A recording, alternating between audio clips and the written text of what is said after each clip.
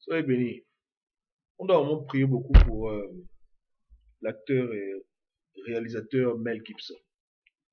Depuis que Mel Gibson a fait son film pour honorer le Christ, la passion du Christ, il ne vit que l'enfer sur terre. Vous savez, ces gens-là, la plupart sont des sectes et ils ont fait des pactes avec le diable pour être célèbres. Mais il arrive de temps en temps que leur cœur se remplisse d'amertume et qu'ils se repentent dans leur chambre du mal qu'ils ont fait et de la vie qu'ils ont vécue. Et beaucoup, en acte de foi, veulent honorer Jésus. Un peu comme un prisonnier qui, depuis sa cellule, crie à l'aide, crie à l'aide. Et ce film-là, en fait, franchement, a touché beaucoup d'âmes, a touché beaucoup de personnes qui se sont remis en question. Dans un monde où les gens ne pensent qu'à l'argent et au plaisir et au pouvoir, ce film a amené beaucoup de gens à recommencer à chercher la face de Dieu. Donc, ce film a vraiment été béni de Dieu. Dieu a beaucoup utilisé cet homme. Malheureusement, euh, dans ce monde, il ne faut pas être tiède. Si tu es pour le Christ, tu ne dois plus avoir tes mains dans les choses du monde. Et beaucoup de gens, malheureusement, n'arrivent pas à se détacher du diable. Au moins, ils ne demandent pas à Jésus-Christ de les libérer. Et ils continuent toujours à servir Satan, mais avec un cœur penché vers Dieu. Et quand tu es tiède, Satan va te faire la fête.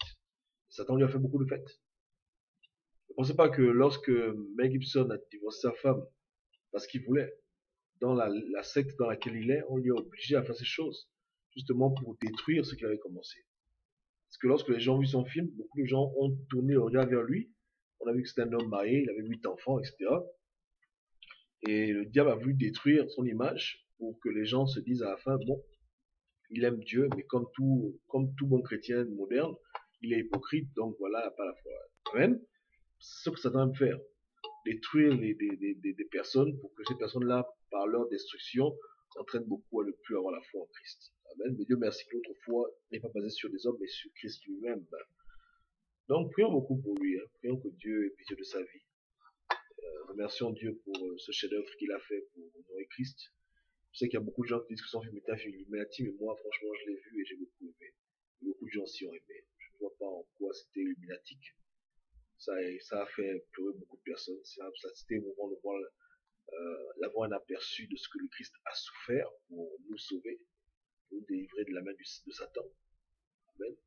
Donc vraiment, soyez bénis et prions pour lui. Prions aussi pour tous les réalisateurs chrétiens. Il y a des gens qui ont dédié leur vie à faire des films pour la gloire de Dieu, ceux qui le font de façon underground, ceux qui le font de façon publique. Prions que Dieu les soutienne parce qu'ils ont choisi délibérément de faire ce travail, non pas pour l'argent, mais pour la gloire de Dieu. Donc vraiment, bénissons-les.